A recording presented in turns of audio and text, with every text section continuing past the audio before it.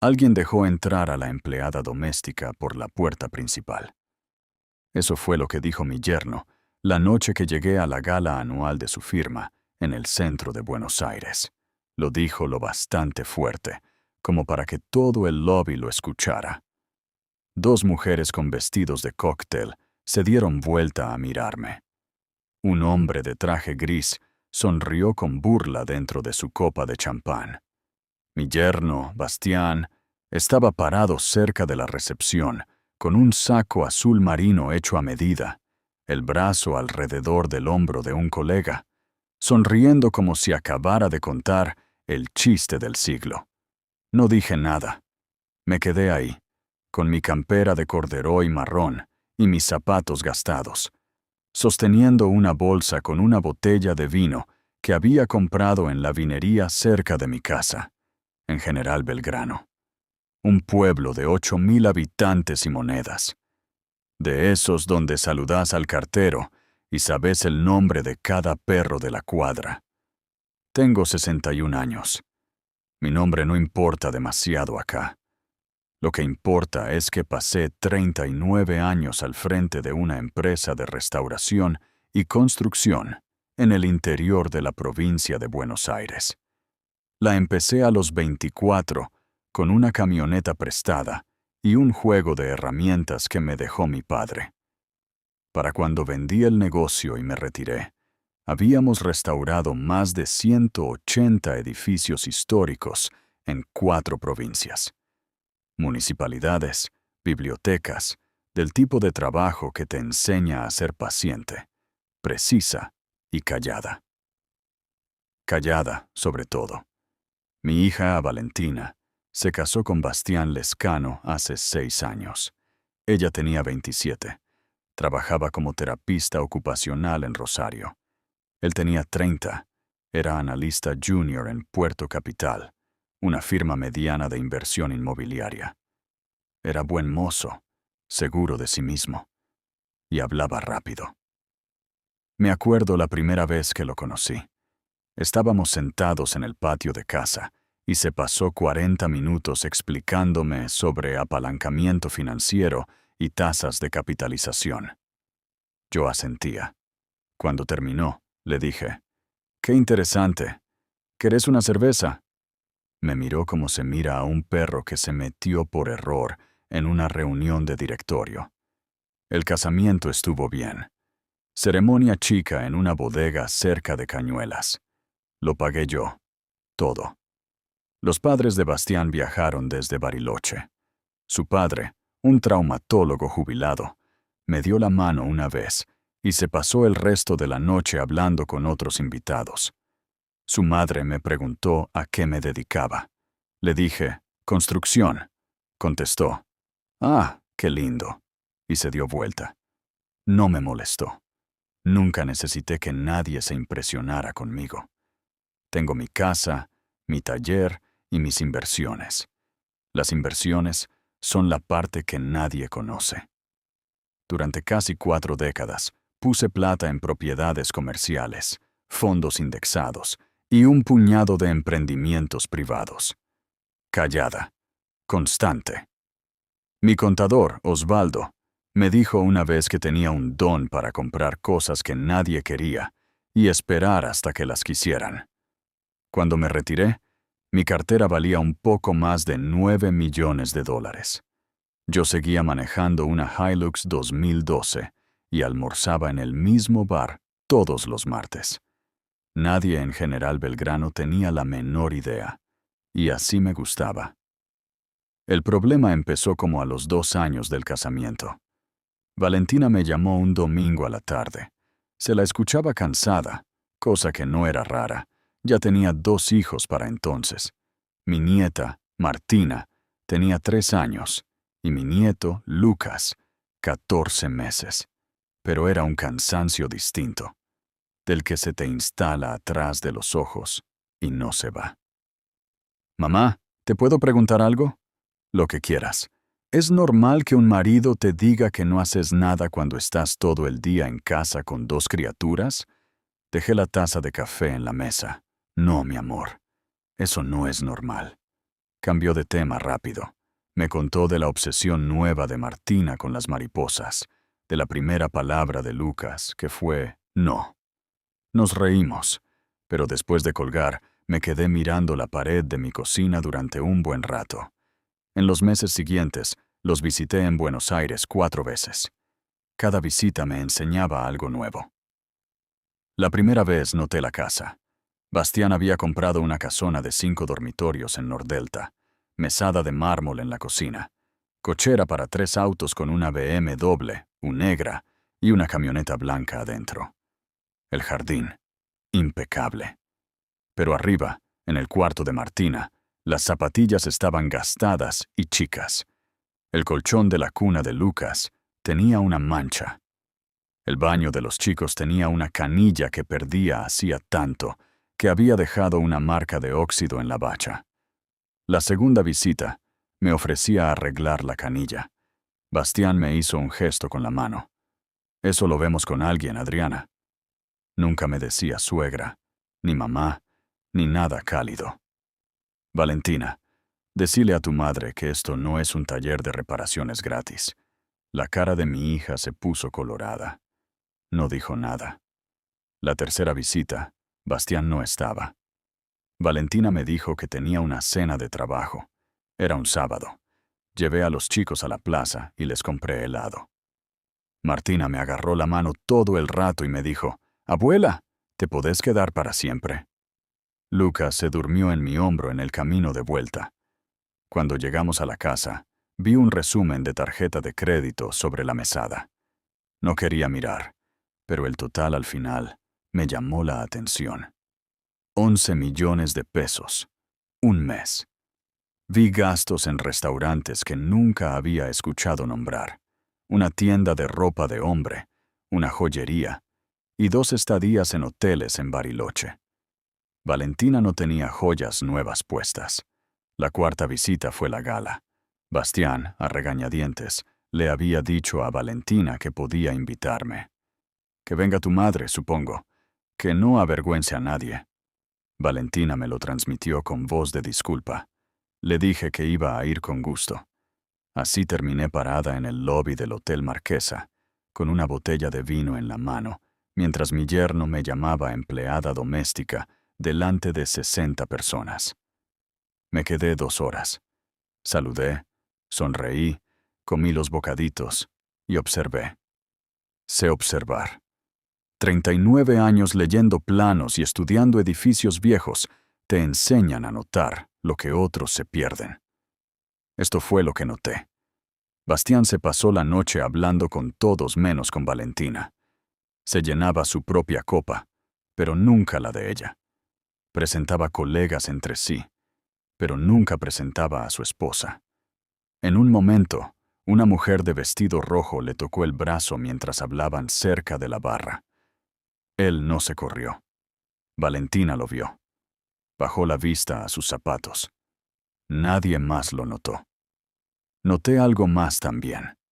El socio principal de la firma, un hombre llamado Gerardo Pinedo, miraba a Bastián toda la noche con la expresión de alguien tratando de resolver una cuenta que no cierra. Esa noche, manejé de vuelta a General Belgrano. 4 horas por rutas oscuras. No prendí la radio. Solo pensé. A la mañana siguiente llamé a Osvaldo y le pedí una recomendación. Un investigador privado, discreto, minucioso, con matrícula. No preguntó por qué. Osvaldo me conocía hacía 30 años. Antes del mediodía me mandó un nombre. Jorge Aguilar, con base en La Plata, ex policía. 22 años en la fuerza antes de independizarse. Lo llamé esa tarde. Nos encontramos 3 días después, en un bar de Chascomús, a mitad de camino entre mi casa y Buenos Aires. Aguilar tenía como 55 años, con textura de alguien que pasó décadas de pie. Pelo corto y canoso, anteojos de lectura, campera negra lisa. Pidió un café y fue directo al grano. ¿Qué necesita? Necesito saber qué está haciendo mi yerno con su plata, con su tiempo y con su matrimonio. Sacó una libreta. ¿Hasta dónde quiere que llegue? Hasta donde haga falta. Eso le va a costar. Lo sé. Me dio un presupuesto. Le firmé el cheque ahí mismo. Lo miró. Me miró a mí. Y se lo guardó en el bolsillo del saco sin decir nada. Se lo agradecí en silencio. En las siguientes 6 semanas, Aguilar me entregó 3 informes, cada uno peor que el anterior. El primero confirmó lo que sospechaba. Bastián gastaba muy por encima de sus ingresos. Su sueldo base en Puerto Capital era de unos 45 millones de pesos anuales, con bonos que en un buen año podían duplicarlo. Pero sus gastos mensuales promediaban entre 9 y 11 millones. Solo la hipoteca eran 2 millones. Los autos estaban alquilados. La deuda de la tarjeta seguía subiendo. Había sacado un crédito hipotecario adicional sin decirle nada a Valentina. El segundo informe era sobre la mujer. Se llamaba Carla Beltrán. 28 años, trabajaba en préstamos comerciales de un banco porteño. Bastián la venía viendo desde hacía por lo menos 8 meses. Aguilar tenía fotos, cenas, lobbies de hotel, un fin de semana en Villa La Angostura. En una foto entraban a un restaurante tomados de la mano. Bastián llevaba puesto un reloj que yo nunca le había visto. Aguilar calculó que valía unos $20,000. Valentina, mientras tanto, estaba en casa cambiando pañales y recortando ofertas del supermercado. El tercer informe fue el que lo cambió todo.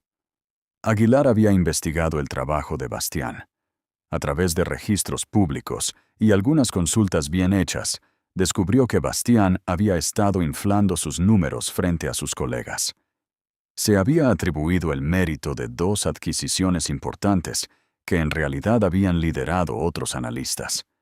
Peor, había estado orientando a un cliente chico hacia una propiedad en la que tenía un interés financiero personal. Un conflicto de interés claro que podía costarle la matrícula si salía a la luz. Leí los informes en la mesa de mi cocina, uno tras otro, con un café que se iba enfriando al lado. Después cerré la carpeta, la guardé en mi caja fuerte y me fui al taller. Me pasé la tarde lijando una biblioteca de nogal que estaba haciendo para la biblioteca municipal de mi pueblo. Las manos necesitaban hacer algo mientras la cabeza trabajaba. Esa noche casi no dormí. No de bronca, aunque también la había, sino pensando en Valentina, en Martina pidiéndome que me quedara para siempre, en la manita de Lucas agarrada a mi dedo, en la cara de mi hija cuando Bastián le hablaba como si fuera un mueble más. Por la mañana ya tenía un plan. Lo primero que hice fue llamar a mi abogada, Priscila Duarte, en La Plata. Filosa, metódica, sin vueltas. La venía usando para contratos del negocio desde hacía años. Priscila, necesito entender el derecho de familia acá. Específicamente, ¿cómo puede una madre acompañar el caso de su hija sin pasarse de la raya? Voy a traer a una especialista. Deme 2 días. La especialista se llamaba Griselda Paz. Ejercía en Buenos Aires y tenía fama de manejar divorcios de alto conflicto.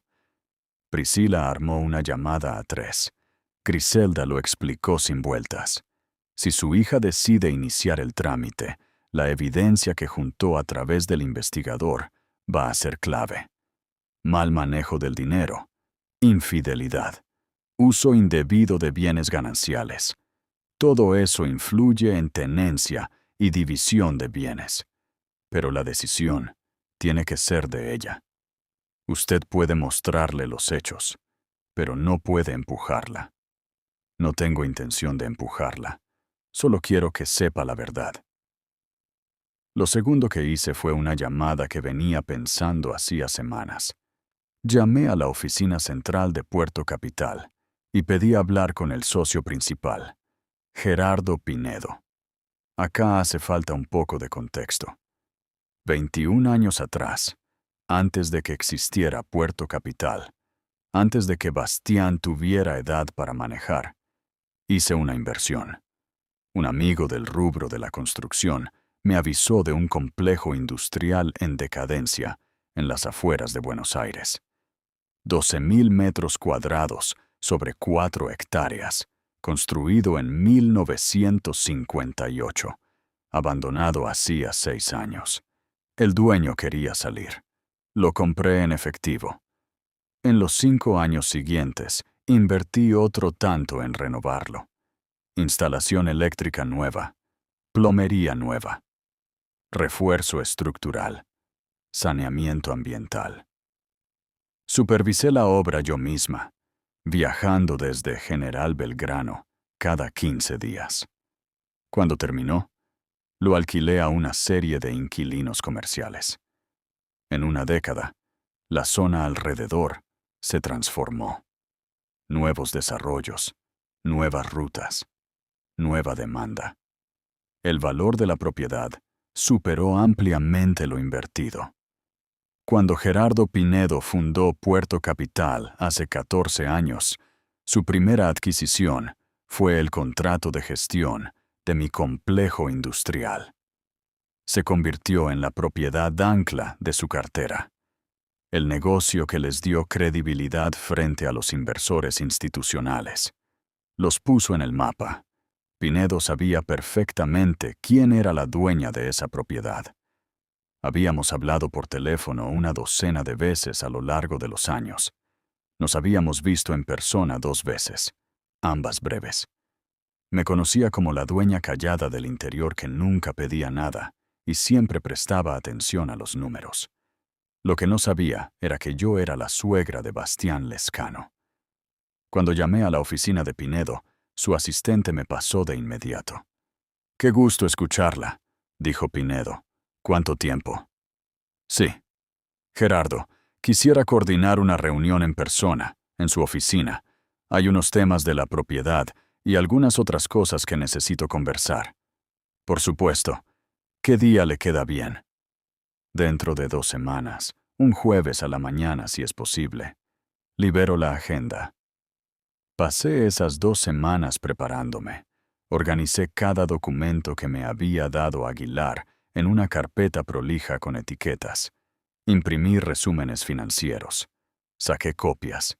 También hice la llamada más difícil de mi vida. Manejé a Buenos Aires un miércoles y llevé a Valentina a almorzar. Las 2 solas. Los chicos estaban en el jardín. Fuimos a un lugar italiano tranquilo en Palermo, de esos con manteles a cuadros y pan que sale tibio del horno. Después de pedir, puse la carpeta sobre la mesa. «Mi amor, tengo que contarte algunas cosas y necesito que escuches todo antes de decir nada». Valentina miró la carpeta, después a mí. Los ojos ya se le llenaban. Alguna parte de ella lo sabía. Creo que lo sabía desde hacía tiempo. Le conté todo. Los gastos, la deuda, la mujer, las fotos, el conflicto de interés en la firma. Se lo dije despacio, con cuidado, como quien saca una astilla de la mano de un chico. Le mostré la evidencia, página por página. No opiné. No levanté la voz. Dejé que los hechos hablaran. Cuando terminé, Valentina se quedó muy quieta. Levantó el vaso de agua. Lo bajó. Lo volvió a levantar. Después dijo algo que nunca voy a olvidar. Tenía tanto miedo de decirlo en voz alta. Pensaba que si me esforzaba más, si cocinaba mejor, si mantenía la casa más limpia, él iba a volver a ser el que era cuando lo conocí. Nunca fue esa persona, mi amor. Estaba audicionando. Se secó los ojos. «¿Qué hago?» «Eso lo decidís vos, pero quiero que sepas que decidas lo que decidas. Yo estoy acá. Económica, legal y emocionalmente. Vos y los chicos nunca les va a faltar nada. Te lo prometo». Asintió. Después estiró la mano por encima de la mesa y me agarró la mía, como cuando era chiquita y caminábamos juntas por la feria del pueblo. «Me quiero separar, mamá». «Está bien». La conecté con Griselda Paz esa misma tarde. Griselda se movió rápido. En una semana ya había presentado el escrito. Congeló el acceso de Bastián al crédito hipotecario adicional. Aseguró un régimen de tenencia provisorio. Pidió el detalle completo de bienes. Bastián no lo tomó bien. Me llamó un viernes a la noche gritando tan fuerte que tuve que alejar el teléfono de la oreja. «Vos hiciste esto. Vos la instigaste. Siempre me odiaste. Sos una vieja celosa que no tiene nada mejor que hacer que arruinarme la vida». Esperé a que terminara. Después le dije, «Bastián, yo no te arruiné la vida. Solo prendí la luz. Lo que ves es lo que construiste vos». Cortó. El jueves siguiente manejé a Buenos Aires para mi reunión con Pinedo. Me puse una camisa limpia, mis pantalones de vestir y la misma campera de corderoy marrón que había llevado a la gala. Llevé un maletín de cuero que había sido de mi padre. Llegué a las oficinas de Puerto Capital a las 9:45. El edificio era un depósito reciclado en Puerto Madero, vidrio y ladrillo, muy moderno, del tipo de lugar que susurra plata sin decirlo. Entré y me anuncié en recepción. La chica del mostrador me sonrió. «¿La puedo ayudar?» «Tengo una reunión con Gerardo Pinedo a las 10». Revisó la pantalla. Asintió. Levantó el teléfono. Llegó la visita del señor Pinedo. Fue en ese momento que Bastián cruzó el lobby. Llevaba un café y hablaba con un analista más joven, gesticulando con la mano libre sobre algún negocio. Se detuvo cuando me vio. Su cara pasó por 3 expresiones en 2 segundos. Sorpresa, confusión, y después esa sonrisita conocida. «Miren quién apareció otra vez». Se dio vuelta hacia su colega. «Esta es mi suegra. Arregla cosas. Canilla, sobre todo». El colega soltó una risa incómoda. No respondí. Me quedé parada, maletín en mano, esperando. Al fondo del pasillo se abrió una puerta y salió Gerardo Pinedo. Alto, pelo plateado, mediados de los 60, con un traje gris que probablemente costaba más que mi camioneta. Caminó directo hacia mí con la mano extendida y una sonrisa genuina. «Qué alegría verla otra vez. Gracias por venir hasta acá». Nos dimos la mano. Bastián miraba la escena con una expresión que solo puedo describir como de sistema colgado, como si el cerebro no lograra procesar la imagen. Pinedo se giró hacia Bastián. «Lescano, supongo que ya conoce a nuestra visita». Bastián abrió la boca. La cerró. Después dijo, Es la madre de mi esposa». Pinedo levantó una ceja. «¿Su suegra?» Me miró a mí, después a él de nuevo. «Lescano, esta señora es dueña del complejo industrial Belgrano, hace 21 años. Es la propiedad más valiosa de toda nuestra cartera. Representa cerca del 30% de los ingresos anuales de gestión de la firma». La taza de café de Bastián se inclinó en su mano. Cayeron unas gotas sobre su zapato. Pinedo siguió. «Cuando me llamó hace 2 semanas para pedirme una reunión sobre el futuro de nuestra relación de gestión, liberé la agenda, porque eso es lo que uno hace cuando llama a una clienta de $9 millones. Hizo una pausa. En realidad, la propiedad sola hoy vale bastante más, pero ¿quién lleva la cuenta?